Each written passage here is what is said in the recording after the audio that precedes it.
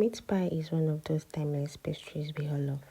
The secret, however, is not just in golden crust but in rich, flavorful filling that makes every bite worth it. Today, I'll be preparing a delicious homemade meat pie filling from scratch, step by step. I start by adding some groundnut oil into a clean pan. Groundnut oil is perfect for this recipe because it has a light, nutty flavor that doesn't overpower the spices, and it also gives a nice base for sauteing. I allow the oil to heat up gently on medium heat. Next, I go in with my pepper mix. This contains scotch bonnet, ginger, and garlic. Three powerful ingredients that bring heat, freshness, and depth of flavor. As it heats the hot oil, you can already smell the aroma filling in the kitchen. I let this saute for a few minutes so that the sharpness cooks down, leaving a balanced, rich taste. Now it's time for the spices. A little curry powder for warmth and heatiness. Time for the habanero and my preferred seasonings. These are the building blocks of flavor. I stir well and allow the mixture to fry for about 2 to 3 minutes. This stage is crucial because it allows the spices to release their natural oils and really wake up the filling. After that, I add spring onions. Spring onions bring freshness and color, and where they saute lightly, they add a sweet, almost delicate flavor that balances out the spice blend beautifully. Now to the star of the show, grated beef. This is the heart of every meat pie filling. As I stir it into the spicy base, I make sure every bit of the beef gets coated.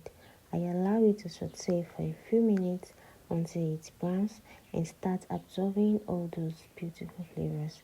At this point, the filling is already looking and smelling irresistible. To make the filling hearty, I add in diced boiled Irish potatoes and carrots. These potatoes bring a soft, creamy texture, while the carrots add a slight crunch and sweetness.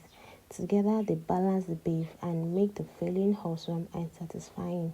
I stir fry for a few minutes, letting the flavors combine. Now, to bind everything together, I add a cornstarch slurry.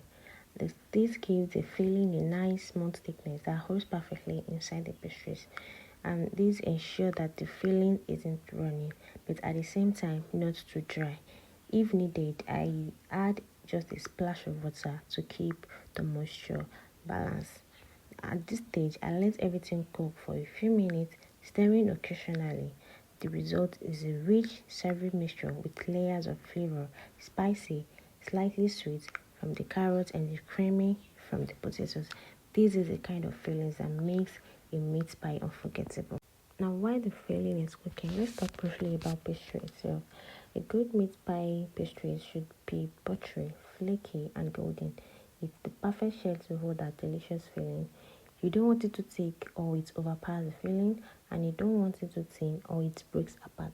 The balance between a rich pastries and a generous filling is what makes Nigeria style meat pie so satisfying. And there you have it, the perfect homemade meat pie filling, cooked from scratch with fresh ingredients, bold spices, and hearty vegetables. Once it cools down, it's ready to be scooped into my bowl and to get frozen and baked to golden perfection. This filling is the heart of a meat pie, rich, flavorful, and comforting, perfect for sharing with families and friends, or you simply enjoy it with a cup of tea.